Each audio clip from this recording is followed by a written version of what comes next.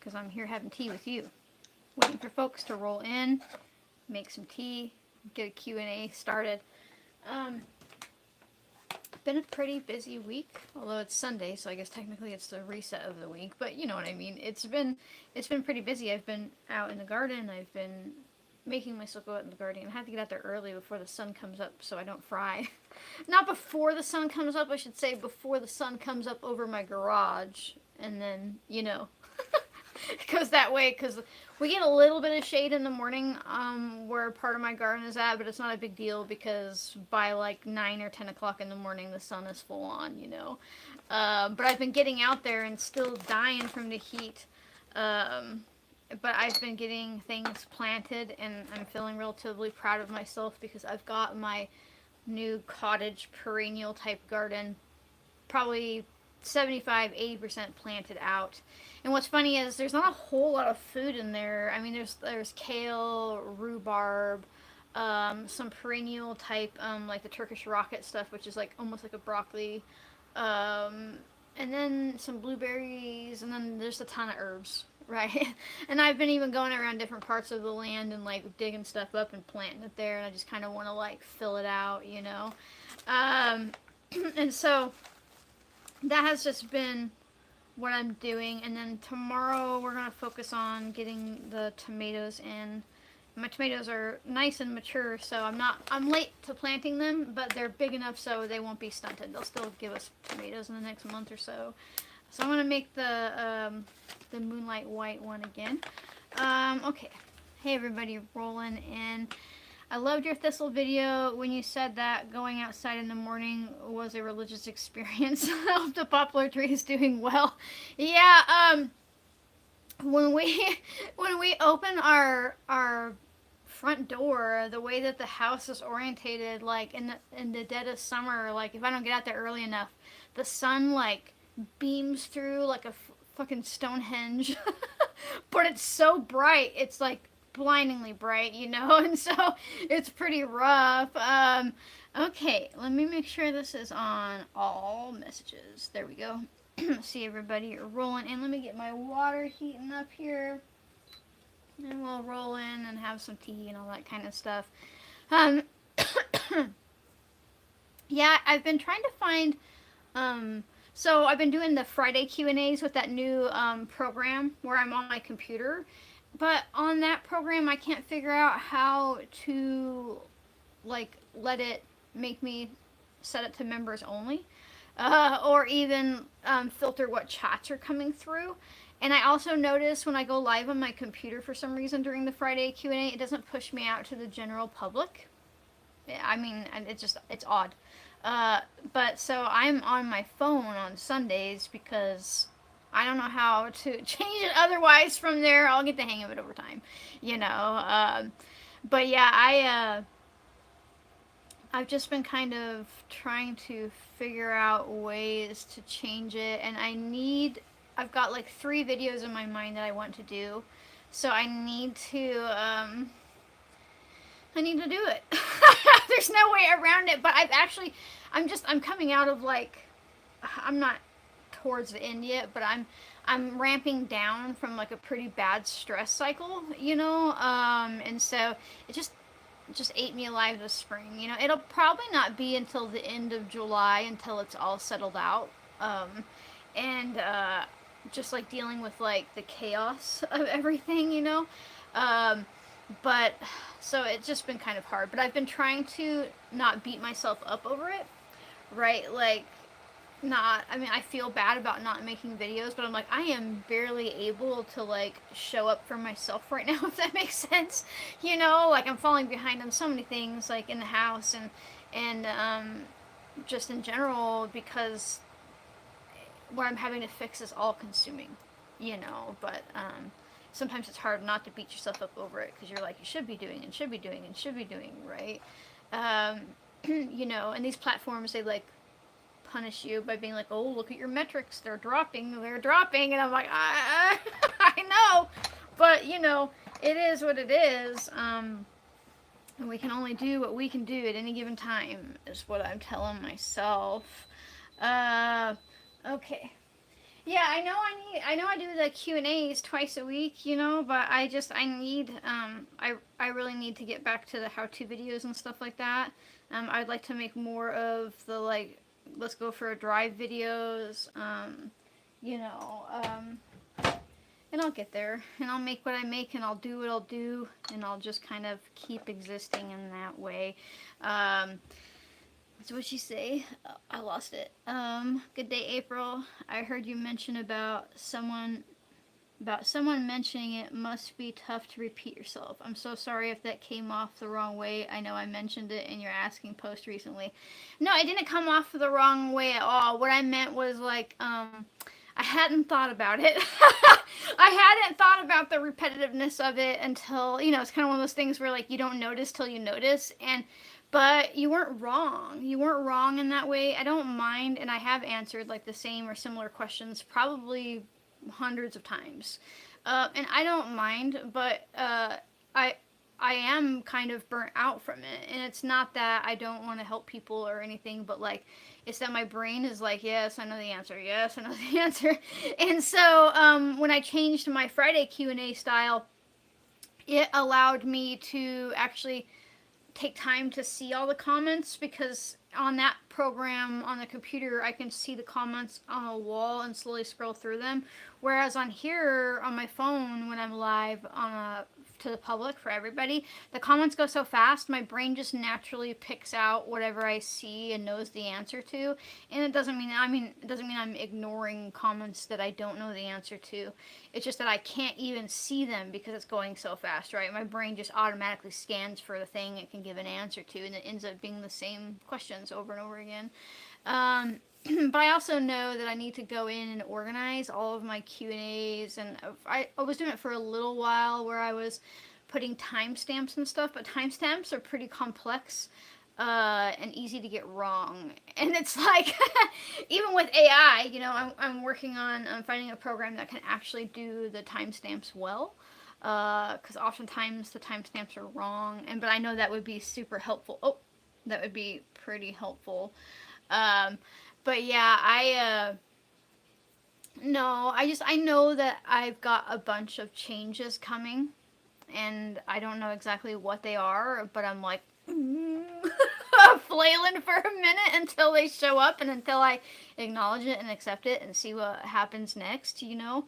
Um, but it's just kind of one of those things that you kind of just have to let it play out and figure out what it's going to be and do the best you can do, and kind of go from there and see what happens, you know. And I know that all sounded the same, but it's truth, you know. And letting go is hard for me, and I don't mean like letting go of like grudges and things like that, but like letting go of like something that I've been doing for a long time. It doesn't mean that I'm letting go of like the Q&As or my YouTube or anything. It's probably like, you know, mindsets or patterns or behaviors and all that type of stuff that every human deals with. I feel relatively proud of myself for how much I've let go of the garden, even though I've spent the past 5 days like working hard to get a garden in. But the truth is, like, I don't know, I let go of the concept of, like, I don't know, I've planted a lot of stuff in the garden, don't get me wrong, but like 90% of it is herbs and not food. And my food trauma, scarcity type stuff, that's a big deal for me. And even if you don't know me, just know that having food access is huge to me. I was even at the point where like I would have tons of food, but I would never eat it psychologically. I didn't even realize that I was doing it, right? Because that's the way subconscious stuff works. But like if you eat it, you don't have it, you know. And so that's been kind of a big shift for me. And I hope that it just keeps rippling through. Right, I'm like, this is my midlife crisis, folks. I turned 70. Jesus Christ, I turned 40. I don't know where my brain got 70 from. I turned 40 in July, you know, and so it's coming up. It's coming up, and I don't really feel like I think a lot of people do about aging. Like I'm not. I've got a dreadlock. It's deep in here that has a white stripe all the way down to the tip, like. She's like gray, like beautiful bright white. I want to have bright white hair when I'm old instead of silver or gray. And I'm not upset about it at all. I think I've really just been shifting my perspective of like, oh, I'm like at the halfway point if I'm lucky, you know, and like what I can like set up for myself and what needs to change and how I want the second half of my life to look, you know, is really kind of what's going on. So, okay, I tasted my tea. I've had a slight midlife crisis on live. So, if you have a question, say question, and we will kick off this Q&A and see what happens, you know. Either that, or I'll just sit here and keep drinking tea and talking about nothing. Um, yeah, I'm not really afraid to turn 40. I just my body right now, I feel like I probably said 70 subconsciously because I do feel pretty I'm like mid-stage recovery from like all of the weird genetic stuff I found, and it's just sometimes it's overwhelming, you know. And I can't do much without my muscles burning and things like that, so it's hard because I'm a pretty like, oh, get it done person, and I'm like, oh, I can't move, you know. Okay, so question: any advice for scalp tension from updos? Hair is 3 foot long and heavy. Massaging doesn't bring much relief anymore. Order the emu oil for the sebum, maybe an infusion. Yeah, really, all that comes down to is the way you're wearing it is pulling too hard on your head, right? And eventually you'll start losing hair because of it, right? And I, believe me, I get that because I have huge amount of hair on my head, and if I don't have it balanced just right, like a basket basically, it pulls too much, you know, and I kind of have to like push it forward to relieve some of the tension right here, which I'm really mindful to do. um, if your hair is really thick, you could consider getting it like thinned out. It doesn't necessarily make it shorter, but you might need to just like remove some of the weight from your hair, or find a different way to balance it on your head. And of course, you know, you're trying like the massage and stuff like that, but it sounds like your scalp is just giving you the answer that however you're wearing your hair, it doesn't like it. And you might end up just having to redistribute the weight somehow. You can still have it up, but you could try different types of like thicker braids, or sometimes if you do like multiple ponytails, not pigtails, but next to each other and then combine them, you're just trying to stop it from being one like, you know, cohesive like heavy pull right there. Okay, let's see, question, lost that one. Alright. Question. Need help with fibro pain. All day exhaustion, and then I cannot sleep at night. Um, have you tried LDN yet for your fibro? The low dose naltrexone? If you haven't, it's totally worth trying. Um, I don't know, but it's like been a thing lately for me that's been doing a lot for me. But you might look into like IP6 or phytic acid. Potato, just a different name. I know a lot of people are like, oh, it's an anti-nutrient, but I really feel like that's actually like purposeful misinformation when you look at like how important phytic acid is for the body and inflammation and autoimmune and immune function in general. So it might be something to look into. Usually you want to make sure that it comes with Inistol. But I like the Gold brand. I've been using that, and what's crazy is I have various like sulfur detox pathway issues, and I have fat metabolism issues, and I'm genetically just fucked up. And one thing that's really hard has been really hard for me is like no matter what I do, I have horrible body odor. Just through my armpits, not the rest of my body, because my body can't really process like the oxidation that's created from fats when you eat fat, and in general. And I started taking IP6 just to like support like my liver pathways and my inflammation, and because I'm a previous cancer haver, you know, and it's so anti-cancerous. And what's crazy is suddenly within a week of taking it, I know this has nothing to do with fibro, but it's just sharing my experience. My armpit odor is totally gone. 100% gone. I even tested it. I was like, okay, let's see how long it takes. It took 3 days before my armpits vaguely stunk, and even then, they weren't even that bad. I could have easily put some pit goop on and nobody would have known. or just give them a quick wipe down with like, you know, a diaper wipe or something like that. And it was crazy. That is a huge change for me. But I've been really deep diving into the IP6 and phytic acid, and I'm like, I've talked about it on the Friday one, but eventually I'm going to do a video about it because I think they're lying to us, like, in regards of like how important it is in our diet. I don't know. It's crazy. So it's something to look into for anybody with autoimmune or chronic pain or blood sugar issues or, you know, insulin issues, cancer issues, memory issues, anything. It's like I haven't found a part in the body that phytic acid doesn't support yet. So that's just something to consider. Question.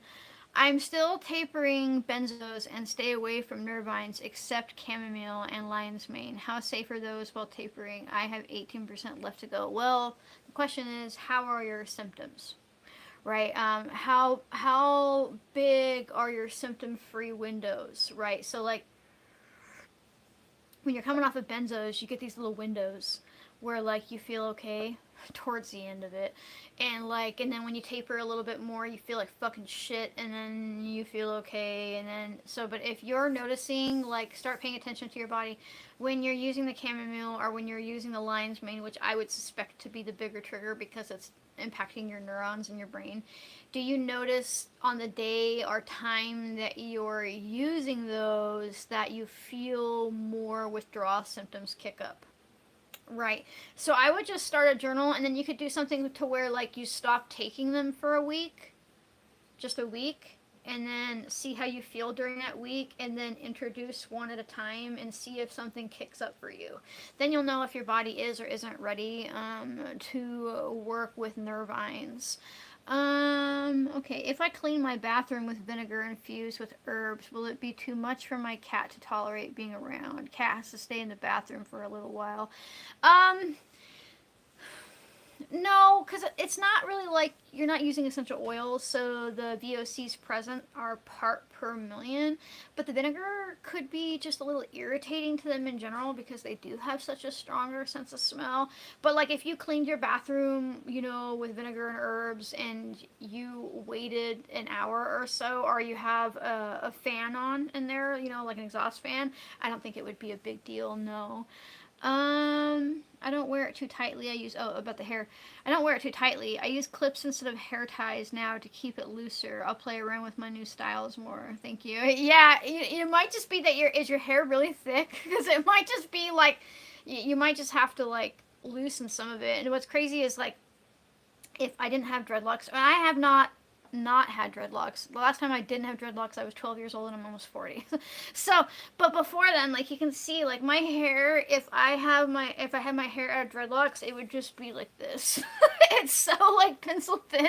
So like my dreads are definitely heavy and they're substantial, but like they could be like 200 times heavier if I had thick hair in any way, shape, or form. Thank you so much for the amazing super, Gina. I don't think I missed your question. Let's see. Maybe I did miss it. Oh, there it is. Almost there. Question. I was watching your water kefir video. How much should you consume in one day without having any issues? It depends. If you're just getting started with drinking water kefir or milk kefir, I would just try a tablespoon or so a day and slowly work your way up, because you could go through like a die-off reaction where it starts killing off the bad bacteria in your gut, which is a good thing, but then the endotoxins that are in there make you feel like shit. You can have a headache, you can feel like you have the flu, you can have diarrhea, and it doesn't mean that there's anything wrong with the water kefir. It means that it's really attacking your like bad gut bacteria. So it really just depends on the state of your gut health right now. If you are a person who doesn't have really bad gut health, or like gut health isn't at the top of your mind, and you're just wanting to drink water kefir in general, you could probably start with half a cup a day, right? But either way, after a while, you can work your way up, and then it's have at it. You know, usually, you know, I think of it, even though there's not as much sugar in it, I think of it like a soda. Like I probably wouldn't drink more than like one bottle or so a day. I don't drink pop or soda, but it is my soda basically, right? So just kind of work your way up and pay attention to how your body feels. Question. Herbal recommendations for canine trachea collapse, 10-year-old Yorkie. I actually my mom just had to put her pup down, and Lacey was 14 years old, because of that. It's such a thing, like, because they already produce their own vitamin C, unlike humans, they probably have a pretty strong collagen base intact, but you could try working with like bone broth and like gelatin just to see if it gives their body what they need to repair what is essentially cartilage, right? Unfortunately, our little Lacey, she just, there was nothing that they could do, and it was so, the cough that doesn't stop. But it's just such one of those things where, if you know about it before it somehow happened, which would make us all psychic, we could maybe do something to support that area. But unfortunately, I think beyond trying to give their body what they need to maybe strengthen it, there's probably not a whole lot that we could do just because of the nature of where it's at. And it's not really an organ, if that makes sense. It's not really like strengthening the liver or this or this or that. You're trying to rebuild tissue. Question. LOL, no question. Just enjoying listening to your vast knowledge and information and your honesty about so much in life. Thanks a bunch. Well, you're so welcome, Gina, and I'm always very grateful that all of you are here with me to hear me jabber. Question. Just learned I've got insulin resistance. Any advice? Yeah, there are quite a few things that you can do. First, if you haven't gotten all the rancid seed oils out of your diet, first thing to go, right? Don't fall for the trap that it's carbohydrates that are causing the issue. It's more your body isn't shuttling the carbohydrates where they need to go, and that usually happens because we have a broken Randle cycle, and the Randle cycle is where your body takes your insulin and then your glucose and shuttles it into your cell, but usually rancid seed oils kind of coat that, right? And they block it. But it can also be as simple as a magnesium deficiency, B vitamin deficiency. When it comes to like working with herbs to support insulin resistance, they get the insulin up and make you more sensitive to the insulin. You could work with maitake mushroom. There's actually insulin plant. That one's okay. But I really fell down the rabbit hole of the IP6, the phytic acid lately, and I track my blood sugars just because I have that carnitine mutation, so my blood sugar is weird sometimes, and it's crazy how lower my blood sugar is now on a consistent basis, and how IPC, which is phytic acid, is shown like specifically to help your body have insulin sensitivity, right? And so that's something to look at. And then you could also start doing stuff like, this sounds really funny, but you could look into somebody called the Glucose Goddess if you really want to dive into it. But learning about food pairings, like let's say you have a bunch of vegetables and some meat for dinner. Eat the meat first and then the vegetables, and then your blood sugar will be better, right? Like, so you protein first, protein and fats first, then carbohydrates, and it'll stop your blood sugar from spiking as bad. But also, lastly, work on your thigh muscles a lot, and your glute muscles, your butt and your thigh. Those are your biggest muscles, and they need glucose like crazy. And so when you build up those muscles and start working on those muscles specifically, I'm not talking high intensity stuff here. I'm talking walking upstairs, building muscle, just low impact stuff, right? To build muscle, you will start having better insulin resistance because your biggest muscles in your body will start using up that glucose for energy. Okay. I have noticed I have been sweating like a pig lately, and my pits are super stinky. Yeah, I mean, there can be some correlation there between, like, the two. Like, usually it can be cortisol based, right? And if our cortisol is running too high, it can make us sweat really bad, but it can also be thyroid or electrolyte imbalances. So like if you don't have enough potassium, magnesium, sodium in your body, you'll sweat like crazy and your sweat will stink really bad.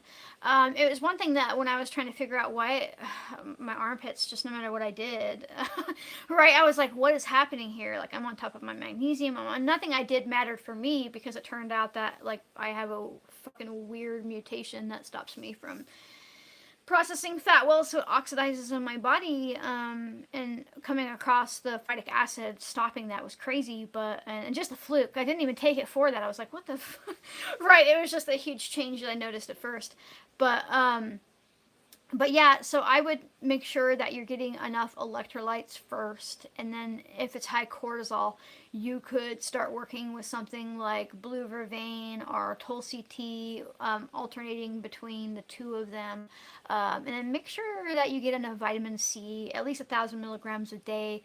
It's really important for healthy cortisol signaling, and not under eating if you happen to be doing that. Question. How to avoid sunburn this summer? I'm as pale as you, and I'm starting to get worried about skin cancer. I want to spend as much time in my garden as possible. I'm in the Northwest, 91 today. Yeah, so there's this thing called solar callousing that people avoid now. So if you go out into the sun in the morning and try to get as much as your bodily skin exposed to the sun as you can without somebody being like, oh my god, you're naked. Like, right, like try to lay out there in the morning, like within a couple hours of the sun coming up, and then you go back inside, basically that triggers your body to produce melanin even if you aren't tanning, right? And then you're less likely to burn in the middle of the day because your body now knows what cycle you're in, right? But also, I get it. Like, I burn. I do not tan whatsoever. I make freckles. I get more freckles. That's about it. That's the only melanin that my skin can muster. Is some freckles, you know? And so I'm out there pretty early in the morning doing most of my garden work. And then after that, I've got really big, cool, floppy hats and thin cotton shawls that I put on, or a thin cotton overshirt with long sleeves, you know? And then just making sure that you're taking time out of the sun. You know, if I'm in the sun for 15, 20, 30 minutes, I try to go sit in the shade for 10, 15 minutes if I can, depending on where the pace of work I'm doing and where I'm at. And then if you really, really, really wanted to put sunblock on, which, by the way, skin cancer doesn't come from the sun. It comes from all the rancid seed oils that we eat, frying our skin, but it also comes from the chemicals in the sunscreen. So they've shown that, like, if you take the rancid seed oils out of your diet, you won't sunburn as bad, and I can, like, attest to that. I still burn, but not instantly, right? And then if you happen to have a vitamin A, and I mean retinol, not beta-carotene deficiency, you will burn a lot easier, so consider eating vitamin A-rich foods. But again, retinol, not beta-carotene, so think grass-fed butter versus a carrot, right? There are two different things. And a lot of people have trouble converting beta-carotene into retinol, which is true vitamin A. And you lose a lot of it because your body uses vitamin A to protect you from the sun. So it's like you don't need as much in the winter, you need more in the summer, right? And so that is something to consider as well. But then if you really wanted to, you could use like an old school zinc sunblock, right? And it'll make you like really white. Right, but it works, and it's not full as many nasty chemicals that they use in traditional sunblock. You could also try finding a zinc sunblock that's meant for babies. They have to go through more testing and less chemicals for infants. And so if I do use a sunblock, it's always usually geared toward infants, just because there's less stuff in it. Okay. Question. When my echinacea blooms, what part of the plant do I use for a tincture? Thanks in advance. You wait until the fall and you dig up the roots. Right, you want to, I mean, some people use the blooms, and there's nothing wrong with that. And you could make like a half bloom, you could like freeze your blooms this summer, and then dig up your roots this fall, and then put them together and make a tincture that way. But most people for a tincture are using the roots, and then most people for a tea are using a blend of the petals and the roots. But usually it's the fall. So I plant extra because once you dig up those roots, she's not coming back. Okay. I saw your blue vervain video and you mentioned it could help psoriasis. What medium is the best for scalp psoriasis? Well, it can help psoriasis in the way that it helps your liver function, right? So when your liver is unhappy, typically your skin is unhappy. Remember, your skin is your largest organ. So When something starts going wrong there, it's trying to give you a signal of something going wrong in your body, right? Um, but some people do use her topically for that as well. You could try an infused oil, right? I would do something like, oh, I don't know, like avocado oil would be a good one. If you want to go super fancy, you could do emu oil. That'd be an expensive infusion, but if you buy in bulk, it's a little bit cheaper, and emu oil in general is really good for psoriasis, eczema, all that type of stuff. Um, I eat a lot of fermented foods right now. I just have never made water kefir soda. Oh yeah, then you're fine. I'm sorry. I know I'm way behind in the questions.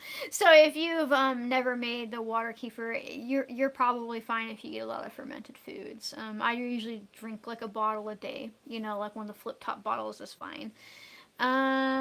Question. We had a bad storm, blew over some of the oats, so I pulled them.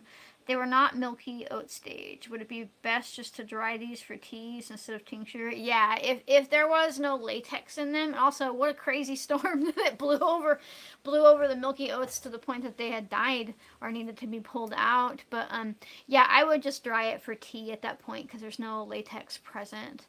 Okay, jump down there. All right, just started the spring vet RX narcotics. I think that might have been for the Yorkie, unless your vet is hooking you up with narcotics. Yes, never know, never know. Question. Herbal recommendations for grief and mourning. Don't want to avoid the emotional process, but sometimes need a break from the intensity. Emotional support, dog passed, and still get with him. Oh, get hit with big waves. Yeah. So it's been a couple years now since I assume somebody took my elderly dog, Sally. She was my best friend.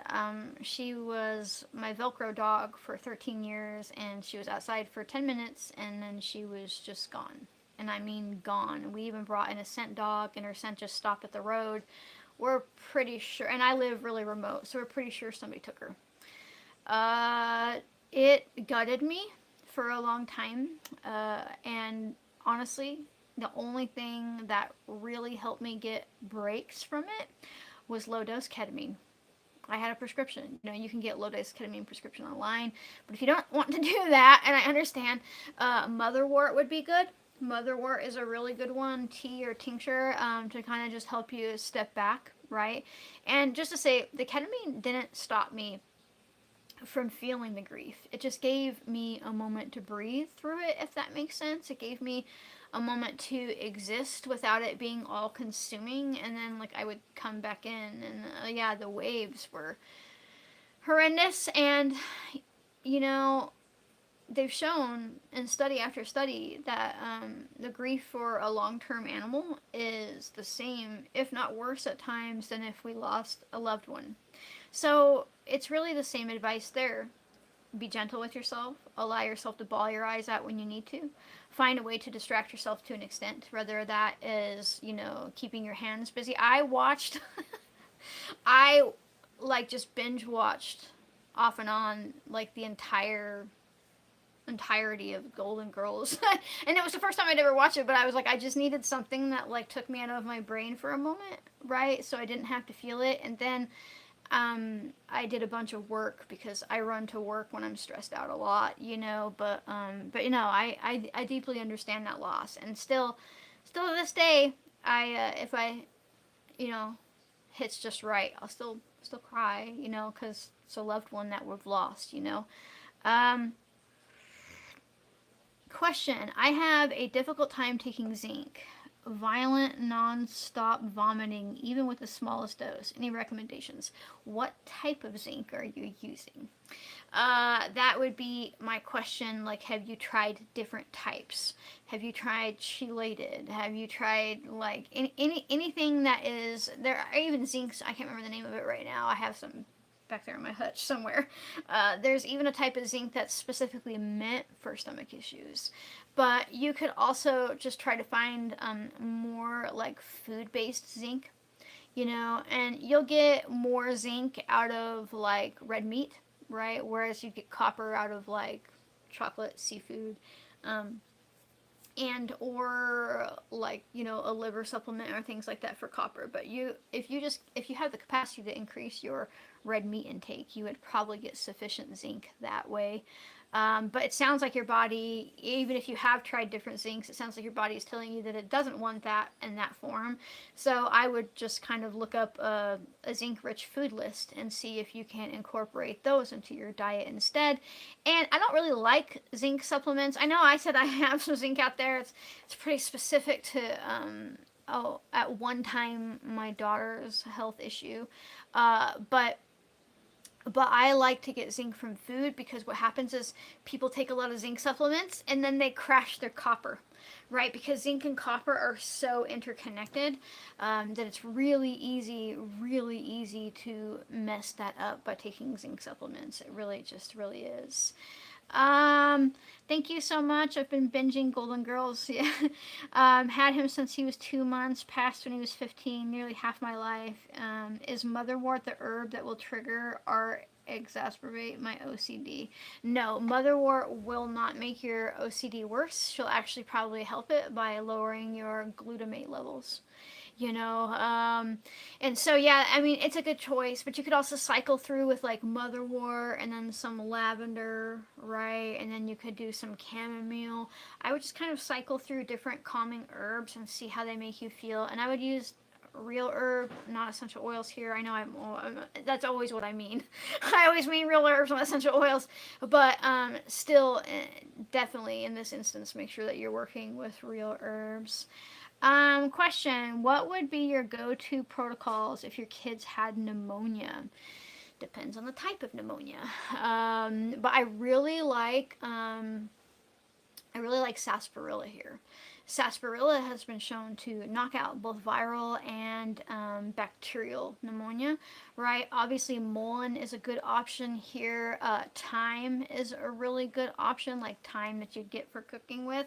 But it really just depends on what the pneumonia is, if it's viral or if it's bacterial. Right, but yeah, and remember, sarsaparilla is not the same as sassafras, sarsaparilla root, and it makes a pretty good tea. It tastes like root beer, you know, and so most kids would be willing to drink that. But I would make sure that they were like, you know, probably older than 10 before I did that.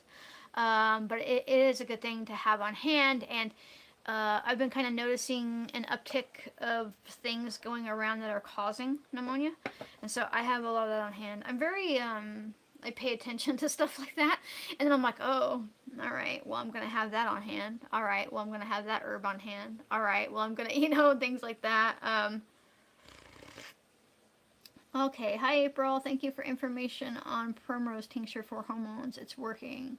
I'm really glad to hear that. Yeah, primrose is really amazing, and people just think of primrose oil, but as a tincture or even as a tea, I think she's far better, because the oil is just pressed out of the seeds, and quite frankly, it's a rancid seed oil. And so, yeah, evening primrose is really overlooked. It's really overlooked for hormone support, but also like mental health and things like that for women. I really like her for that. So it's been about 40 minutes, and I have a bunch of mind-numbing online work to do. So I am going to jump off. Thank you so much for being here with me. I really appreciate all your support. It really does make a difference in my life, and it keeps a roof over my head, tea in my pot, some groceries in my fridge, you know, that kind of stuff. So please know that I am exceptionally grateful. And for all the future people watching, if you'd like to become a member so you can join in on these members only Q&As, it's only 99 cents a month to join at the lowest level. There's nothing really hidden behind a paywall. You get early access to videos as I'm able to upload them whenever I get back to doing that. You know, and just kind of this type of stuff. So thank you so much for watching, folks, and I'll see you next time. Bye.